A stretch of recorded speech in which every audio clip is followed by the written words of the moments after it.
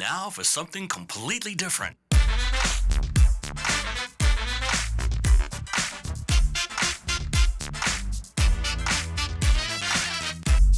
There are no safe spaces here. The truth shall make you free. So you want the truth, but can you handle the truth? And what did we learn? Well, here's another fine mess you've gotten us into. The Craig L. Hayes Show. Just thinking, where we talk about everything else. Hello, America, family, friends, and listeners all around this planet we call home. This is the Craig L. Hayes Show, Just Thinking, where we do talk about everything else. And one of the subject matters of today being the 3rd of December, 2025, and coming to you from the Northern Command Center here in Enterprise, Utah, is going to be titled Importing the Third World. Well, Craig, this sounds like it's already starting off pretty racist. If you believe that, I don't care. You can believe whatever you want to. I'm not going to debate people on who I am and what I believe, etc., etc. I stand on my beliefs and I tell you about my beliefs. And if you think those are racist or xenophobic or anything like that, so be it. Don't care. Your opinions against me on stuff like that don't really sway me one way or another. And I don't kowtow to any Democrat and their usual talking point of screaming at people they're racist if they don't believe like Democrats, which is the party of racism. So, importing the third world. The simple statement is this. If you import people from the third world, you import their culture, their ideologies, their beliefs, and their problems along with them. Yeah, but Craig, back for the history of our country, we brought a lot of people here. We brought a lot of people from England and Ireland and Italy and all these things. Yep, we sure did. We brought a lot of people here from Western civilization, not third world uncivilized nations. I'm going to pick on certain groups, not because I'm just picking on them for fun, but because I'm using them as examples. Not saying that they're all bad, but using them to show that by bringing certain groups into this country, you diminish America and you diminish our own unique American culture, which means assimilation and becoming united as a people. Let's start with Somalians. Somalians have been coming to this country under the temporary protective orders or temporary protective status or whatever they call it for 30 years, over 30 years because of George H.W. Bush. Another Bush that screwed up a lot of stuff in this country. Not as much as his son, but a lot of stuff. See, they're Republicans, and I'm talking trash about them because nobody is sacred. There are no sacred cows on my show. If you're a screw-up, you're a screw-up. I don't care which party you're in. It's just easy to find them in the Democrats because they're all screw-ups. They're all anti-American, un-American traitors. But I digress again. Let's get back to the topic. So for 30 plus years, we've been bringing people here from Somalia in vast numbers. There are almost 100,000 Somalians were imported into this country and then shoved into Minnesota, the Minneapolis areas. When they came here from a failed nation The nation was basically nothing more than a jihadist, terrorist nation run by warlords, and gangs. And you brought them to this nation so that they could have a better life and assimilate. That means become like us, not us become like them. And have they? They have not. They fit in. They've drained resources away from the American citizens by way of welfare systems, education system, prison systems, food stamp programs, housing. They've drained away all these things away from American citizens. And have they assimilated and become Americans, or did they get to a point where they finally had enough people to where they took over the towns and started instituting their belief systems in Sharia law, or more aligned with their cultures from Somalia? It's the latter. They have become more Somalian and free to pursue their beliefs that they held in Somalia. And there's no one here to stop them because they don't have other warlords fighting them on who's going to control the system, or the gang members or anybody else trying to stop them. They have held tightly into their communities. And I'm sorry, they're not the very brightest people on the planet. They're not highly intelligent. We brought a third world country, uneducated population that did not take advantage of any of the real education system. And I bet you they are low IQ and add nothing to our country other than more parasite than they are putting into the system. They take out much more out of the resources there for American citizens than they put into the system.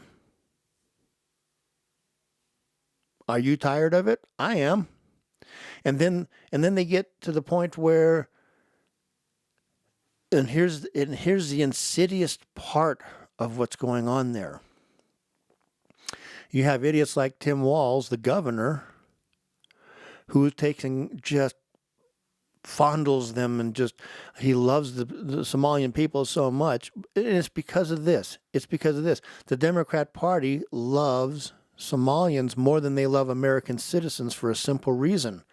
Because they pump all this money into the system for these Somalians to get all this free, what's called free government aid, should always be called taxpayer-funded programs. And then the people take it and they give money back to the Democrat Party to keep electing Democrats. And then the Somalians, they take and send all this money back to Somalia to their friends and family and terrorist groups. So we, as American citizens, and mainly you people there in Minnesota, are funding Somalia and Somalia terrorist groups, pirates. How do you feel about that? Now, if you're a Democrat, you're going to say, oh, I have no problem with that. They're free to do with their money what they want. It's not their money. It's our money. And you don't understand that. You just look at it as the money just suddenly appears from a government agency, but people worked for that money. They toiled. They went to their jobs and worked and came home sweaty and exhausted. And government stole that money from them, because all taxation is theft, to give to these people who are here and aren't contributing to our society, and they take that money and they send it back to Somalia. Do you appreciate that? Do you appreciate them taking your money and sending it back to family members and terrorist organizations in Somalia? Or are you pissed off about it? I don't even live in Minnesota. I'm pissed off about it. Because I know federal money is being done the same thing. At least President Trump has sat there and said, whoa, stop. We're going to take a look at this. We're going to end the temporary protective status. We're going to start sending these people back. Excellent. There's 100,000 of them. Round them up and ship them out. See if they learned anything in America that they can take back to their third world shithole and fix. They won't, because they'll just go back to being the Somalians that they are. So there's Somalia. How about every nation south of our border that we're getting the third world mentality here? How much of our money is being sent back to, we'll start with through remittances, sent back to Mexico, back to Colombia, back to Venezuela, back to Brazil, back to, name the country down there. How much of our money is being sent down there to support third world nations that are nothing more than narco-terrorist nations that are failed nations? I'll give you the number. Billions. It's not an exact number, but it's a number. Billions. Sorry. Billions and billions of U.S. dollars are being funneled back into third world nations from family members and friends, and that money goes back to, okay, if you're sending some money back to your mom and dad back there and their health isn't very good, that's nice of you. But I fear some of that money goes to other functions and other places, such as, some cartels intercept some of that because they see this money coming in via whatever, Western Union or something equivalent, and they have their guys there saying, don't forget our cut, because if you don't give us our cut from the money coming in from America, we're gonna take you out and kill you. So we're funding terrorist groups in Mexico and other nations too. Import third world people, you import their third world problems, their culture, and the problems that they brought in from there. Is this what we want? Are there not better people to bring in here? Are there not smarter people to bring in here? Highly educated people? Are there not people out there that we welcome into this nation because they've been educated, they read, write, they speak English, and if they don't, they can learn the language quickly and assimilate?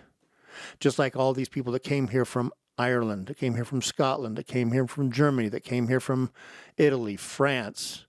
Name the European nation. They came here and they assimilated. In their homes and stuff, they still held on to who they were and their heritage. Beautiful. But they didn't consider themselves Italian American, Irish American, German Americans. The people who came here said, well, I'm an American.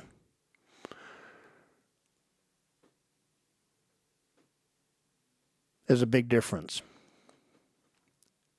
I believe you should hold on to some of your past cultures and some of your past heritage, and when you're home and you're with your group, celebrate some of those things, because you have some absolutely beautiful celebrations.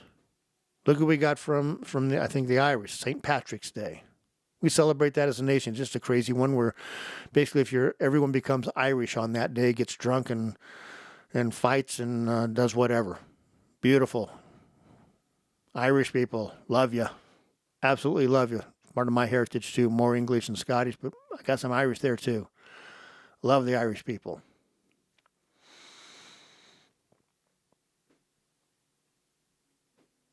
Nothing wrong with that.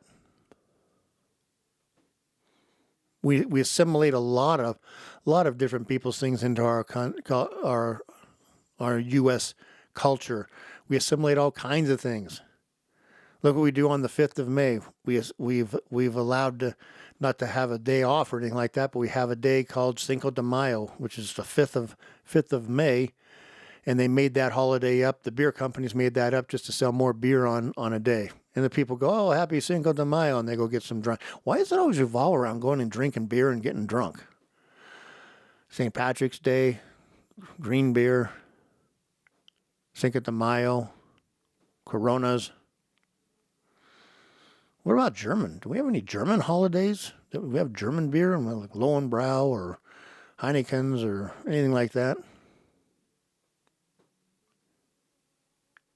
It doesn't hurt to have these things, but if you're going to take and want to have a separate, isolated culture, a separate, isolated ideology, if you want to bring your beliefs and say we have to start following your beliefs, such as Sharia law, into our nation, and instead of assimilating into America, you want us to change to your nation, it's not going to work.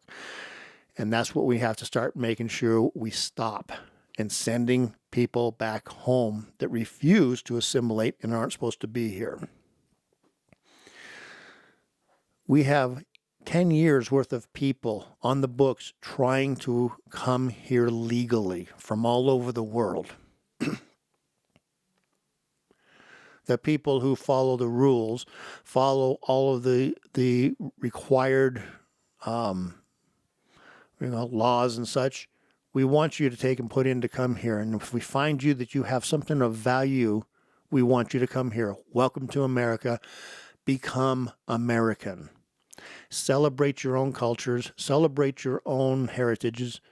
Beautiful. But become American and fall in with us. Because we are not required to fall in with you once you've been given the beautiful opportunity and blessing of coming to this nation. We didn't ask you to come. You asked if you could come. And there's a requirement there that says you have to become one of us. And I think the requirement should also be, and you must learn English and show proficiency within 2 years that you can read and write English proficiently. Read, write, and speak English. Not because we're xenophobic, but because you need to assimilate. And the fastest way to assimilate is to learn the language.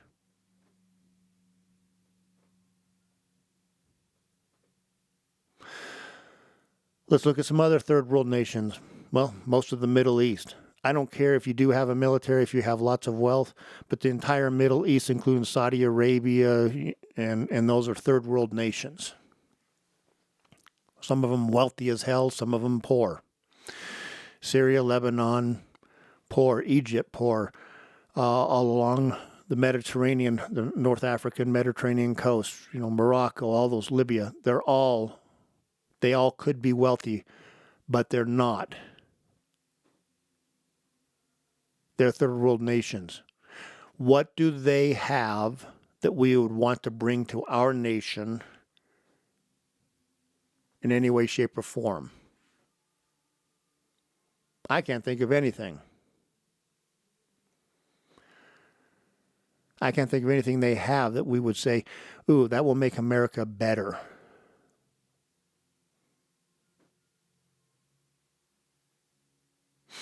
Now, if they have something and they're willing to say, yes, I am a Muslim, but I'm not a Sharia law Islamist, let's have a chat.